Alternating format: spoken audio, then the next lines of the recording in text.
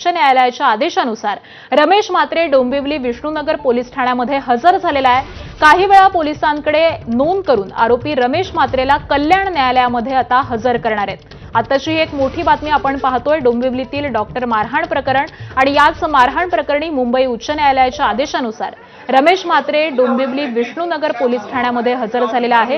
ही exclusive दृश्य आपण ABP माझाच्या TV स्क्रीनवरती पाहतोय। रमेश म्हात्रे पोलिसांना शरण आलाय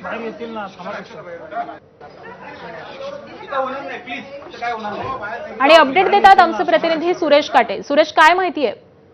आकांक्षा, आता काही वेळापूर्वीच रमेश म्हात्रे हे विष्णुनगर पोलिसांच्या शरणी आलेले आहेत आणि आता त्यांना इथून घेऊन कल्याण न्यायालयामध्ये पोलीस घेऊन चाललेले आहेत। आता सध्या पोलिसांनी ही सर्व तयारी केली होती। उच्च न्यायालयाच्या आदेशानुसार पोलिसांनी पूर्ण तयारी या ठिकाणी केली होती। जी कोर्टामध्ये हजर करण्यासाठी जी काही कागदोपत्री प्रोसेस आहे ती सर्व पार केली होती। मात्र आता काही वेळापूर्वीच रमेश म्हात्रे विष्णुनगर पोलीस स्टेशन मध्ये शरण आलेले आहेत आणि त्यांना पोलीस घेऊन आता कल्याण न्यायालयामध्ये घेऊन गेलेले आहेत आणि न्यायालयामध्ये खरं पाहिलं तर आता उच्च न्यायालयाने देखील फटकारलं होतं कल्याण न्यायालयाच्या जजला। त्यामुळे या ठिकाणी देखील आता MCR प्रोसेस होणार आहे, कारण ती ऑलरेडी झालेली आहे आणि या ठिकाणावरून त्यांना बहुतेक आधारवाडी जेलमध्ये हलवण्यात येण्याची माहिती आपल्याला मिळत आहे। आकांक्षा, या आधी देखील सुरेश कल्याण न्यायालयामध्ये सुनावणी पार पडलेली होती। या सुनावणीमध्ये नेमकं काय घडलेलं होतं आणि त्यानंतर मुंबई उच्च न्यायालयानं काय नेमके आदेश दिले?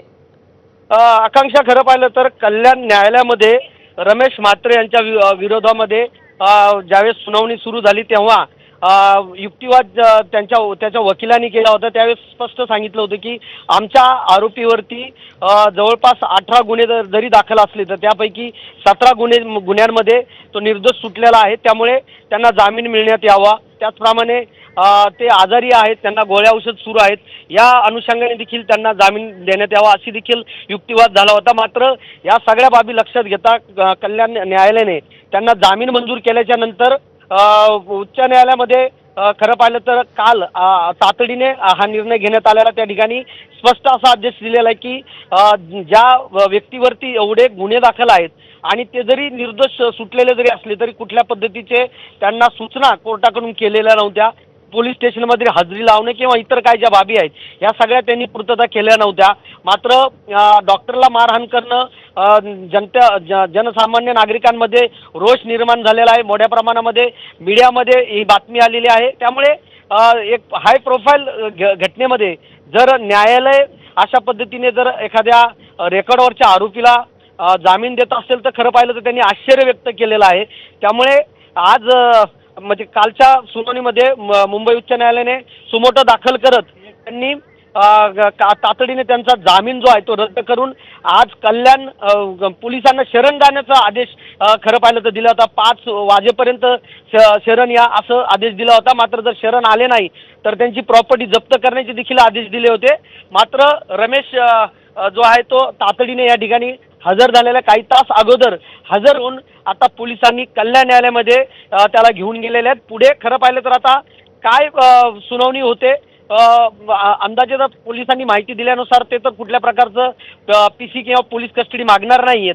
MCR होऊन न्यायालयीन कोठडी होण्याची शक्यता आहे। आकांक्षा, नक्कीच सुरेश, या संपूर्ण प्रकरणामध्ये रमेश म्हात्रे आरोपी आहेच, मात्र त्याबरोबर इतरही काही आरोपी आहेत। हे आरोपी सुद्धा शरण आलेले आहेत का? त्यांच्याबद्दल काय कळतंय?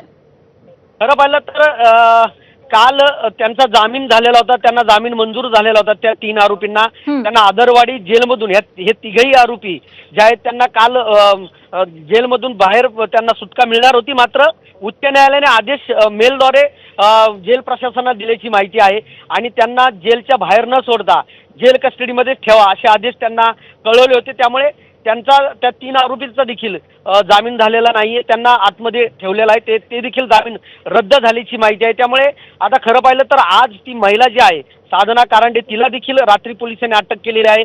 तिला देखील कोर्टामध्ये आज हजर करण्यात आलेला आहे। तिला आता पोलीस कोठडी मिळते का हे पाहावं लागणार। मात्र एकंदरीतच ह्या सगळ्या घटनेमध्ये 5 आरोपी आहेत, 5 आरोपींमध्ये एक महिला आहे आणि यांना पुढे आता न्यायालयामध्ये काय पुढची प्रक्रिया होती हे पाहणं महत्त्वाचं ठरणार आहे। मात्र जे 3ही आरोपी जे आहेत ते आदरवाडी जेलमध्येच आहेत, त्यांना कुठल्याही पद्धतीची सुटका आतापर्यंत झालेली नाही। आकांक्षा, अगदी या सगळ्याच संदर्भातले अपडेट जाणून घेऊ. तुर्तास धन्यवाद सुरेश या माहितीसाठी.